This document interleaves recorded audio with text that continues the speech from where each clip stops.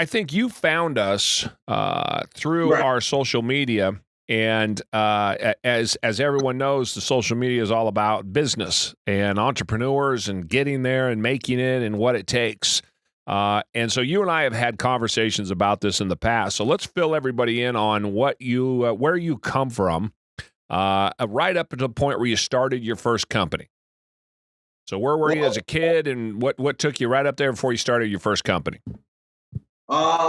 Basically, I grew up in Los Angeles, Lincoln Heights. Come from a family of entrepreneurs. My grandmother started a flower shop called Leach's Flowers in Los Angeles. My mom and dad had a bridal and tuxedo shop. So I was raised as a kid from being able to walk to, I'd say until about 11 or 12 when they got divorced. I was always in business. And then my grandmother, up until 97, 98, had her flower shop, but she passed in 93. My aunt kept it up. And then basically after that, I was kind of got out of school and then just had odd and end jobs. I worked at a couple of mechanic shop. I worked for the Boeing company. I as a contractor as a technician. Basically anything at Boeing was anything with engines or wheels we worked on. Worked for a couple of companies and then was laid off and went to find a job. Couldn't find anything. Went on multiple interviews. I would say about 50 interviews I went on. And the only place that would hire me was AutoZone. So I went to work for AutoZone. And then why do you think that you went to so many interviews and only they were the only ones? You know what? I think basically I had the education I went to school to be a computer engineer. And I think I had the education, but I didn't have the experience. Or other places you have the education, you don't have the experience. It was always that same way.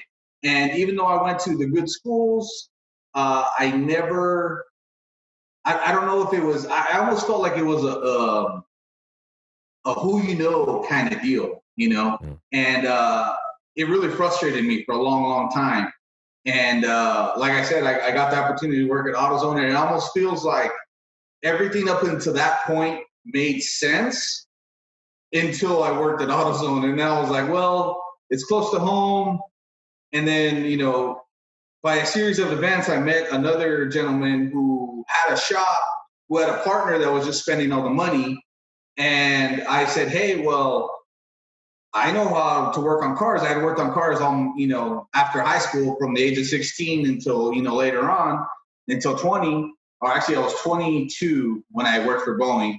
And I always worked on vehicles. And I was like, hey, well, how much is the rent? How what do you need? What are you looking for? And started working with him. He was a Porsche repair. And I was a Corvette repair. And lo and behold, that's where it started. I gave him some money to come in to his business and share the spot. We split rent. And then there you go. It went from there. But after about a year, he kicked me out because we were just way too many cars, too much stuff going on. So I moved to a shop down the way. You broke my golden rule, didn't you? What's that? Never go to business with a partner. That's right. Right. No. Well, Thank you. Little did I expect that it was actually gonna work. I was thinking it more as a hobby, more as what if it will work? Or I was just kind of throwing my hat in the ring, it was $600 for rent. So I was kind of like, well, I can make it work. I have a full-time job. I know what I'm doing. I know plenty of people that have me work on their cars because I was still doing side work while I was at AutoZone. I was working on people's cars. So it was kind of like a throw in the ring. But like I said, after about a year, he kicked me out and I had to go to my own spot.